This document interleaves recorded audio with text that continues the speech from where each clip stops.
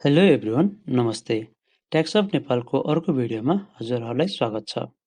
आजको भिडियोमा हामी डे 1 बारेमा सम्पूर्ण जानकारी तथा D-01 कसरी भर्ने भन्ने बारेमा हेर्दैछौँ। आजको भिडियोमा हामी के टपिक कभर गर्छौँ त हेरौँ है त। एकमा छ यो D-01 कसले भर्नुपर्ने हो, किन भर्नुपर्ने हो, त्यसै गरी D-01 भर्नेले ट्याक्स कति तिर्नुपर्छ, D-01 कसरी भर्ने हो, यसको भेरिफाई कसरी हुन्छ, कसरी गर्ने हो भन्ने बारेमा र अन्तिममा छ D-01 को बारेमा थप जानकारीहरू, जस्तै D-01 भर्नेले ट्याक्स क्लियरेन्स कसरी लिने, D-01 नभरेमा कति फाइन तिर्नुपर्छ भन्ने बारेमा हेर्छौँ। एकमा छ D-01 कसले र किन भर्ने बारेमा। यो D-01 चाहिँ यो साना करदाताले कर विवरण दाखिला गर्नको लागि भर्ने विवरण हो, जसलाई चाहिँ हामीले के पनि भन्छौँ भनेदेखि पूर्व अनुमानित कर अर्थात् प्रिजम्प्टिभ ट्याक्स तिर्ने करदाता पनि भन्छौँ। यो चाहिँ वार्षिक 30 लाख भन्दा कम कारोबार हुने करदाताहरूको हकमा चाहिँ उसले आय वर्षमा आय खर्च र कर रकमको विवरण उपलब्ध गराउनु पर्ने हुन्छ। सोको जिम्मेवारी र घोषणा पनि करदाता स्वयं आफैले गर्नुपर्ने हुन्छ। त्यो करदाता आफूले D-01 भर्दाखेरि चाहिँ प्रमाणीकरण भेरिफिकेसन पनि आफूले गर्नुपर्ने हुन्छ। यो चाहिँ अब कहिले गर्ने भन्दाखेरि आय विवरण दाखिला गर्ने म्याद चाहिँ आय वर्ष समाप्त भएको 3 महिनाभित्रमा, अर्थात् आय वर्ष हाम्रो सिद्धिन्छ असारमा सिद्धिन्छ, असारको अन्तिममा र साउन भदौ असोजको मसान्तभित्रमा चाहिँ यो D-01 भरिसक्नुपर्छ, अन्यथा हामीलाई फाइन लाग्न हुन्छ। सेकेन्ड टपिकमा छ यो D-01 भर्नेले कर कति तिर्नु पर्दछ।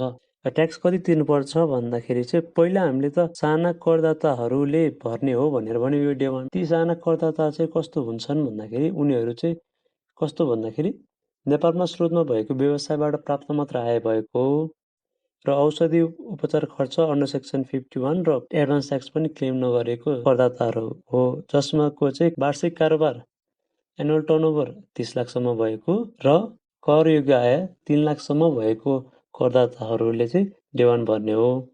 र यसको लागि चाहिँ कर कति लाग्ने रहेछ भन्दाखेरि यो व्यवसाय जहाँ दर्ता छ त्यो दर्ताको हिसाबले चाहिँ लाग्ने रहेछ। भन्दाखेरिलाई महानगरपालिकाभित्र दर्ता भएमा कति लाग्ने रहेछ त। हाम्रो आय वर्ष 2079-80 को हामी गर्दैछौँ भनेदेखि 7,500 लाग्ने रहेछ। त्यसै गरी नगरपालिकाभित्रमा दर्ता भएको रहेछ भनेदेखि आय वर्ष 2079-80 को लागि चाहिँ 4,000 लाग्ने रहेछ। र माथि जति पनि यो महानगर, उपमहानगर र नगरपालिकाभित्र भन्दा बाहेक क्षेत्रमा चाहिँ दर्ता भएमा, जस्तो गाउँपालिकामा भएमा 2,000 मात्रै तिर्नुपर्ने रहेछ। अब यो अघिल्लो वर्ष 2078-79 मा चाहिँ हाम्रो छुट थियो। अब लागौँ D-01 कसरी भर्ने त, प्रोसिजर्स के हो त भन्नेमा है त। यो D-01 आफैले भर्ने हुँदाखेरि चाहिँ अब हामी कुनै एउटा ब्राउजरमा ird.gov.np यो आन्तरिक राजस्व विभागको वेबसाइट हो, त्यो लेखेर इन्टर गर्छौँ र यो इन्टर गरिसकेपछि एउटा ड्यासबोर्ड आउँछ, त्यसमा भएको यो ट्याक्स पेयर पोर्टलमा क्लिक गर्छौँ। क्लिक गरिसकेपछि चाहिँ अब यस्तो नयाँ ट्याब खोल्छ, जसमा चाहिँ इन्टिग्रेटेड ट्याक्स सिस्टम भन्ने देखिन्छ। यदि यो देखिएन भनेदेखि प्लसमा क्लिक गर्नु पर्यो, नत्र भनेदेखि त्यसमै देखिहाल्छ। त्यसमा देखिएको यो इन्कम ट्याक्स मेनु छ, जुन इन्कम ट्याक्स छ, इन्कम ट्याक्सको प्लसमा क्लिक गर्ने। क्लिक गर्दाखेरि यहाँ जस्तो D-1, D-2, D-3 आउँछ, यो अन्य आउँछ। अहिले हामी चाहिँ D-01 रिटर्न इन्ट्री गर्न खोजेको, त्यसैले D-01 मा क्लिक गर्छौँ। यो D-01 मा क्लिक गरिसकेपछि अब एउटा यस्तो फारम देखिन्छ। यो फारममा हेर्दाखेरि चाहिँ के भनेको छ भनेदेखि यदि तपाईँ आफै ब्याङ्क मार्फत तिर्न चाहनुहुन्छ भनेदेखि ब्याङ्कमै गएर फारम भरेर तिर्न पनि सक्नुहुन्छ। त्यसको लागि चाहिँ अब फारम चाहिँ यहीँकै डाउनलोड गरेर भरे पनि भयो, अथवा ट्याक्स अफिसमै गएर ब्याङ्कमा फारम छ भनेदेखि त्यो फारम भरेर जाँदा पनि भयो है। र होइन अब ट्याक्स होइन अब अनलाइनबाटै तिर्छौँ भनेदेखि अब अनलाइनमा तल जुन मागेको विवरण छ त्यो विवरण भर्नुपर्ने हुन्छ। त्यसको लागि चाहिँ हामीले सुरुमा के दिएको छ, स्थायी लेखा नम्बर, यो प्यान नम्बर छ, यो प्यान नम्बर राख्नुहोस्। प्यान नम्बर राखिसकेपछि व्यवसायको नाम र ठेगाना आफै आउँछ।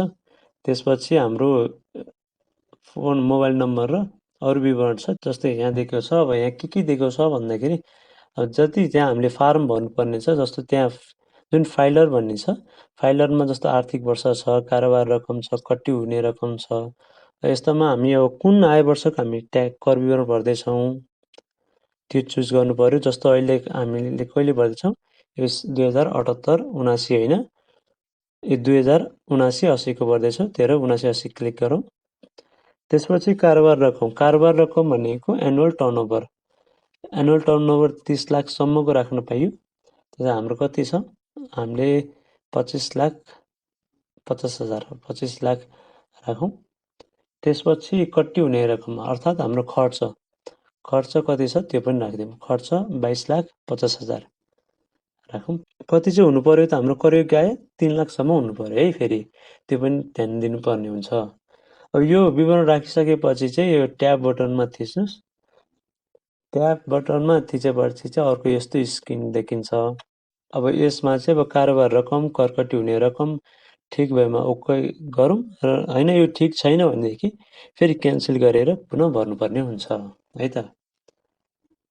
यति गरिसकेपछि अब ओके बटन थिचिसकेपछि चाहिँ हाम्रो यस्तो स्क्रिन देखिन्छ। अब अर्को आय वर्ष हाम्रो विवरण पेश गर्न चाहेमा चाहिँ पुनः आय वर्ष छनौट गरी कारोबार रकम र करकटी हुने रकम पनि उल्लेख गरेर भर्न सकिन्छ। त्यति गरिसकेपछि अब हाम्रो आय विवरण भरिसकेपछि चाहिँ आफूले कर रकम बुझाउन चाहेमा चाहिँ पुनः एकचोटि ठिक हामीले भरेको विवरण चाहिँ ठिक छ कि छैन भनेर चेक गरेर मात्रै सबमिट गर्नु होला। त्यसपछि सबमिटमा क्लिक गरिसकेपछि यस्तो एउटा स्क्रिन देखा पर्छ, जसमा चाहिँ हामीले तिर्नुपर्ने देखिन्छ। जस्तो आइपिएसबाट हो भनेदेखि मैले आइपिएसमा क्लिक गरेर तिर्छौँ। यो कनेक्ट आइपिएसबाट चाहिँ भुक्तानी गर्छौँ। कनेक्ट आइपिएसमा चाहिँ आफ्नो युजर नेम पासवर्ड गरेर भुक्तानी गर्नु होला। डेबिट क्रेडिट यो भुक्तानी भइसकेपछि यो डेबिट क्रेडिट सक्सेसफुल भनेर आउँछ। यति आइसकेपछि अब नर्मल्ली D-01 भर्ने सकियो। अब यो आफूले भरिसकेपछि हाम्रो अटोमेटिकली आफै भेरिफाई हुन्छ। नर्मल्ली 12 घन्टाभित्रमा चाहिँ हाम्रो यो ट्याक्स तिरेको सिस्टममा आउँछ र हाम्रो भेरिफाई पनि सो त हुन्छ। आजको हाम्रो अन्तिम टपिक नम्बर 4 छ D-01 विवरण सम्बन्धी थप जानकारीहरू। यो D-01 भर्ने करदाताहरूले चाहिँ कर चुक्ता आफै निकाल्न सकिन्छ, कर कार्यालय गइराख्नु पर्दैन।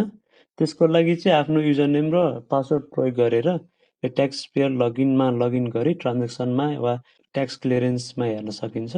त्यसै गरी यो तोकेको समयभित्र अर्थात् त्यो 3 महिना आर्थिक वर्ष सकेको 3 महिनाभित्रमा यो D-01 नभरेमा चाहिँ के हुने फाइन लाग्छ, त्यो भनेको चाहिँ यो दफा 117 अनुसार चाहिँ 100 रुपियाँ प्रति महिना वा कारोबार रकमको 0.1% वार्षिक दरले चाहिँ हुने रकममध्ये जुन चाहिँ बढी हुन्छ त्यो चाहिँ फाइन लाग्छ।